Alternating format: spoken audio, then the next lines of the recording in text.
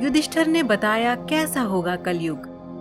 दोस्तों, अभी तक हमने आपको अपनी कई वीडियोस के माध्यम से बताया है कि कलयुग कैसा होगा। आज की इस वीडियो में हम आपको बताने जा रहे हैं कि जब युधिष्ठिर ने बताया था कि कलयुग कैसा होगा। स्वागत है दोस्तों आपका हमारे चैनल समय चक्र में। हस्तिनापुर की राजसभा में दुर्योधन के द्यूत में हारने के कारण पांडवों को 12 वर्ष का वनवास और 1 वर्ष का अज्ञातवास मिला था।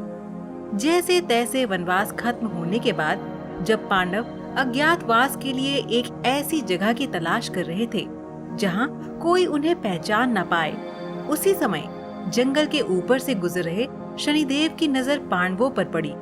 उन्होंने उनकी परीक्षा लेने के बारे में सोचा और पता लगाना चाहा कि 5 पांडवों में से सबसे बुद्धिमान कौन है। ये जानने के लिए शनिदेव ने एक माया महल का निर्माण किया और इस महल के हर कोने में कुछ योजन की दूरी रखी।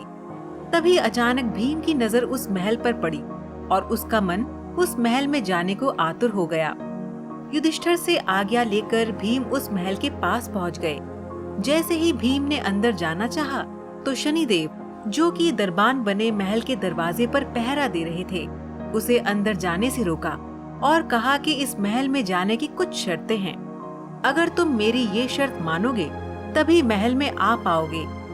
शनिदेव ने अपनी शर्तें भीम को सुनाई, जो कुछ इस प्रकार थी।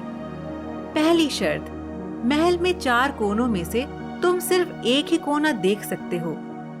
दूसरी शर्त, महल के अंदर जो कुछ भी देखोगे उसे उसके मतलब सहित मुझे समझाना होगा।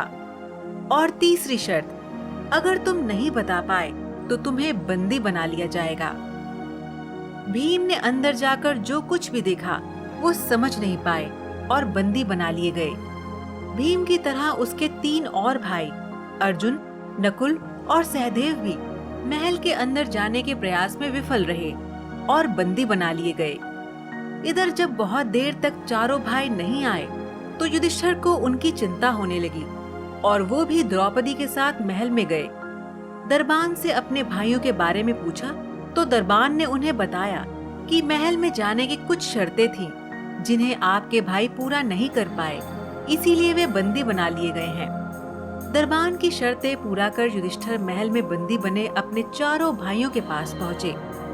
बंदी बने भाइयों से मिलने के बाद युधिष्ठिर ने सबसे पहले भीम से पूछा, बताओ तुमने अंदर क्या देखा? भीम ने बताया कि मैंने देखा कि वहाँ 3 कुएं हैं, जिसमें एक कुआं बड़ा है और 2 छोटे हैं। जब बड़े कुएं का पानी उछलता है तो बराबर के दोनों छोटे कुएं भर जाते हैं, लेकिन जब दोनों छोटे कुएं में पानी उछलता है तो बड़े कुएं का पानी आधा ही रह जाता है। तब युधिष्ठिर ने भीम को समझाया कि कलयुग में एक पिता 2 बेटों का पेट भर देगा, लेकिन 2 बेटे एक पिता का पेट नहीं भर पाएंगे। जैसे ही युधिष्ठिर ने ये बताया, भीम को छोड़ दिया गया। अब युधिष्ठिर ने अर्जुन से पूछा कि उसने क्या देखा।